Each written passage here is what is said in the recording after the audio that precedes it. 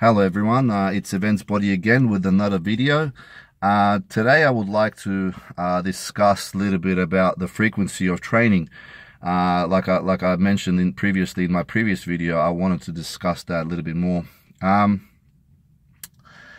Today my workout was 15 sets on chest, 5 sets on back. And as you can see, there's a bit of a discrepancy there, 15 sets to 5 sets. It's basically because I hit my body parts twice a week, especially the ones that I want to improve on.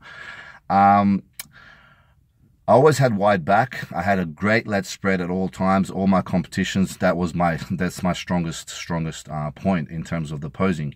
But I've never had that thickness, that 3D look, as they say. As soon as I started incorporating the 5 sets, and only 5 sets, it made a big difference on the second day.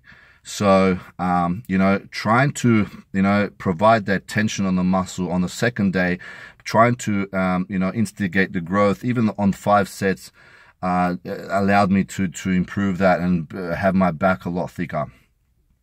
As far as my chest is concerned, my chest is a little bit weaker in terms of the body part, in terms of the thickness than my back. And therefore, what I do with my chest, I'll hit it with more amount of sets. So one day I'll do 15, and the second day I might do 12.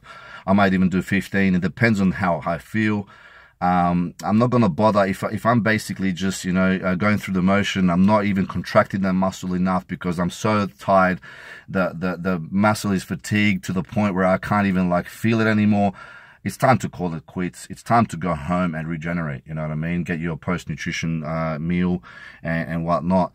But if you feel like you can actually get that contraction, if you feel like you can push out another set, do it. And that's why a frequency is very, very important. For us that, been training for so long, we need that frequency. We need to hit especially our weak body parts 2 times, 3 times, even 4 times a week. You know what I mean? And give that a go. As a beginner, beginners might instigate growth in 5 sets per week.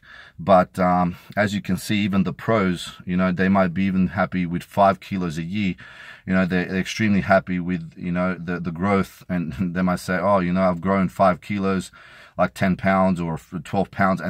And basically that's for them, it's like a huge thing. And it is a huge thing because you have to realize the more you train, the more your body is adapting to it, the harder it is to actually instigate growth.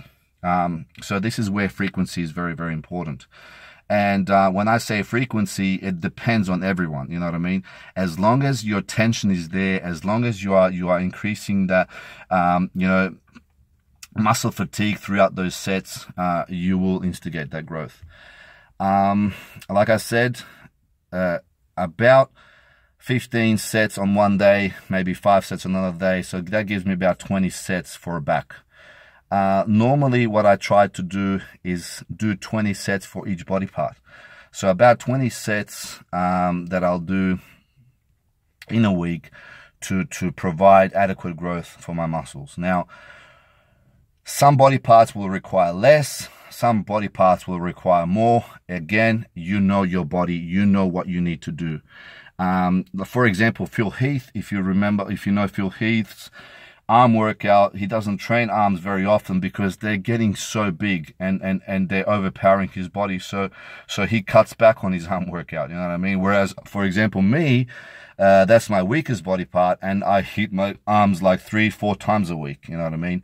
And it doesn't have to be, high amount of sets on each day, but as long as you are hitting them, even 3 sets, 4 sets on a day, but good 4 sets on a day will help you instigate that growth. So again, it depends on you, depends on how you are, it depends on your body parts, and depends on how you, don't say oh, I can't grow my calves because, and hitting them once a week. That's not going to happen. If you are, trying to exhaust every option to grow, so hit them more than once a week, hit them twice, hit them 3 times, hit them every day if you can. Then you can say, okay, my calves are weak point. Okay. But until then, you won't know. You won't know until you actually try to provide that, frequency. And don't worry about, overtraining and all that. I will discuss overtraining in my next video. That will be the video that I would like you to watch. And I will tell you the truth about overtraining. I mean, overtraining does exist, but, are we really overtraining, or are we just making excuses? I will discuss that later on in my next video. But so far, I'm going to go home now. I'm going to have my meal, my steak, and I can't wait. But until then, please subscribe if you want to. If you want to ask me any questions, hit them down below, and I will see you soon. Thank you.